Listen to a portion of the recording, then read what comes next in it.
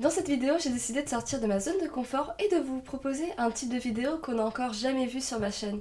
Comme vous l'avez vu dans le titre, je me suis lancé le défi de créer un sweat personnalisé pour un anniversaire. Et qui dit sweat personnalisé dit broderie. Sauf que je n'ai jamais fait de broderie et je vais devoir apprendre les bases toute seule en quelques minutes. Autant vous dire que c'est un défi à ne pas prendre à la légère. Surtout que je dois trouver l'idée avec un grand I, la dessiner, la vectoriser, apprendre les bases de la broderie et pour finir, la broder. Donc installez-vous confortablement parce que vous allez voir si ça va être une réussite ou une catastrophe.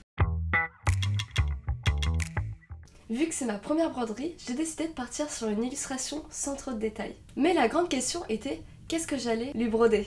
En sachant qu'ils font bien évidemment une illustration qui le corresponde et qui fasse penser à lui. Ça peut être une anecdote ou quelque chose qu'il adore. En tout cas, j'ai fini par trouver et j'ai décidé de lui broder un dinosaure. Vous vous demandez peut-être pourquoi ce choix-là ? Eh bien, c'est en référence à un jeu de mots astucieux entre son prénom et le mot dinosaure. Allez, à vos claviers et lâchez-vous dans les commentaires pour trouver ce jeu de mots et ainsi trouver son prénom. En attendant, j'ai fait des recherches sur Dribbble afin de me donner quelques idées. J'ai recherché dinosaure. Et ici, on voit qu'il y a différentes propositions. Et moi, je suis rendue dans Branding.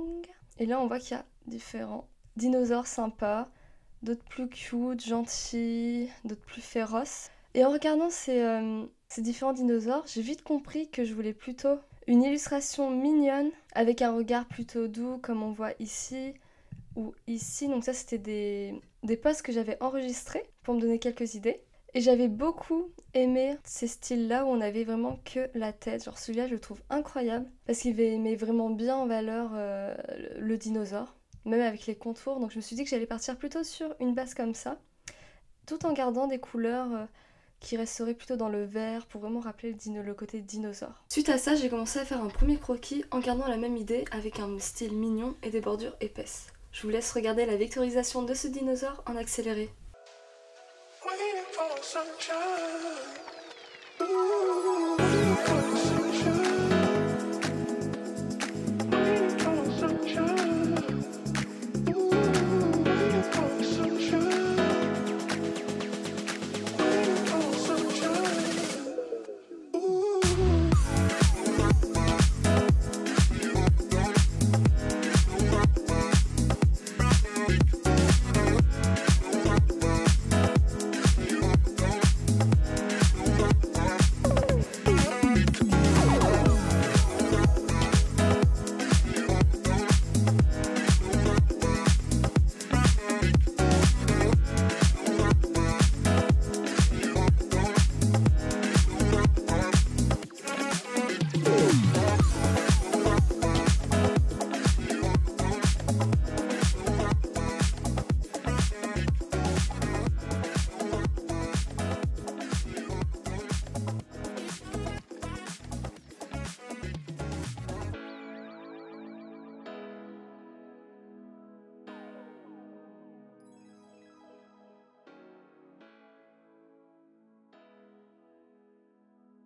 Alors entre nous, il est pas canon ce petit dinosaure ? Je suis contente car on retrouve bien le style que je voulais avec juste la tête du dinosaure, un regard doux, des dents pointues et des bordures épaisses tout autour de l'illustration pour bien le mettre en valeur lorsqu'il sera brodé sur le sweat. En gardant à l'esprit que cette illustration sera mise en tout petit à gauche du sweat, donc côté cœur, comme le font de nombreuses marques comme Tommy Hilfiger, Lacoste par exemple. Et je trouve que ça rend le sweat toujours trop classe, donc c'est pour ça qu'on va partir sur ça.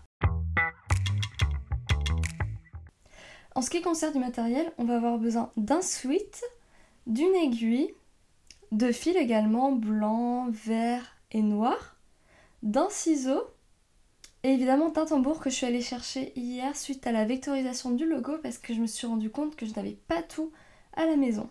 J'ai aussi imprimé le dinosaure en 3 tailles différentes pour voir lequel serait le mieux sur le t-shirt et j'ai décidé de garder comme prévu le plus petit. Avant de broder sur le sweat, j'ai voulu faire quelques petits tests parce que si je me lance comme ça directement sur le sweat, c'est sûr que ça va être raté. La première étape a été d'installer le tambour et j'ai dû m'y reprendre à 2 fois parce que je n'arrivais pas à bien étirer le tissu au point où je l'ai même fait tomber tellement j'ai tiré. Ensuite, j'ai dû séparer le fil, quelque chose de simple normalement. Eh bien non, ça a été une grosse galère parce que on a 5 fils dans un et il est conseillé d'en utiliser 1 ou 2 pour broder. Sauf qu'en essayant de les séparer, ça crée des nœuds et encore des nœuds.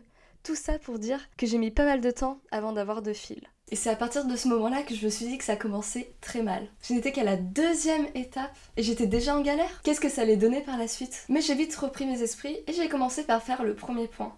Je voulais un style de point entrée simple, comme ça, parce que je pense que ce style-là sera parfait pour la bordure blanche et noire. Pour le deuxième point, il me fallait quelque chose qui remplit vite et bien. Je suis donc partie sur des va-et-vient avec le fil. Le seul souci, c'est que ça rend le tissu épais, comme j'ai gardé 5 fils. Et je sais pas si ça va tenir sur le long terme. Mais bon, on verra bien. On est enfin à la dernière étape. Autant vous dire que je n'étais pas très confiante à ce sujet, mais j'avais pas le choix, je me devais d'aller au bout de ce défi. Sauf que je n'avais pas pensé à un détail qui était quand même très important. Généralement, les personnes font des points de repère pour savoir où piquer sur le sweat afin que ça soit ressemblant au dessin. Mais là, il se trouve que j'ai un sweat noir. Ça veut dire que je peux même pas en faire. Heureusement, créative comme je suis, j'ai vite trouvé une solution. Je sais pas si elle va marcher ou être efficace, mais je n'avais pas d'autre idée, donc j'étais obligée de partir sur ça. Donc j'ai décidé d'utiliser un patron. Pour vous expliquer rapidement, j'allais en fait découper le contour du dinosaure pour avoir la forme du trait blanc, puis refaire cette opération pour le trait noir et ainsi de suite. Il fallait juste que je l'accroche au sweat avec un genre de scotch afin que ça ne bouge pas pendant tout le processus. Je vous mets en accéléré le brodage.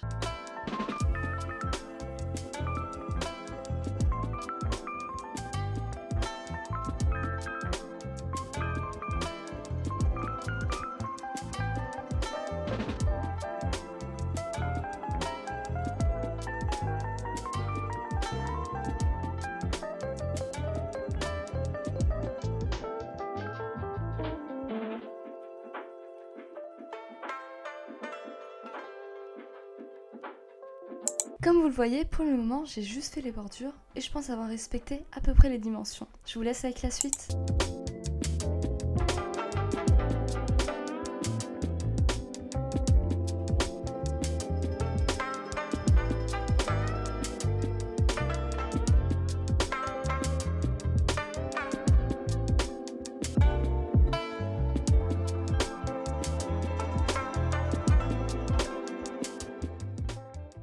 Là on voit que ça prend forme et que c'est bientôt la fin. C'est pour ça que je vous laisse avec le résultat final juste après.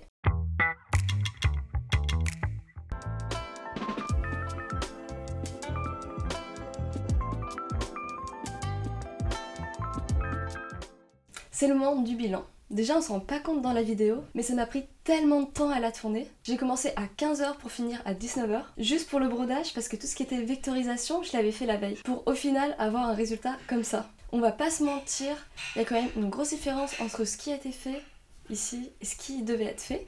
Mais pour ma défense, ce n'est pas si catastrophique que ça, sauf pour le dos où vraiment j'ai clairement inventé des points. Je vous mets une photo juste ici. Mais je me dis que ça aurait pu être bien pire, comme ça aurait pu être moins pire. En prenant du recul, je pense que mon choix d'illustration était beaucoup trop ambitieux pour une première fois et qu'une taille, en fait, de dinosaure plus grande aurait simplifié les choses. Malgré les contours peu nets du dinosaure, je reste contente du résultat. J'espère qu'il sera content de ce cadeau parce que j'ai quand même sacrifié quelques doigts lors de la broderie. Et si c'est pas le cas, eh bien c'est la vie, je ferai mieux une prochaine fois. En tout cas, c'est une fin de vidéo. Si ça vous a plu, n'hésitez pas à la liker et à me dire dans les commentaires si vous voulez plus de vidéos défis. Sinon, cette vidéo pourrait vous intéresser. Allez, ciao!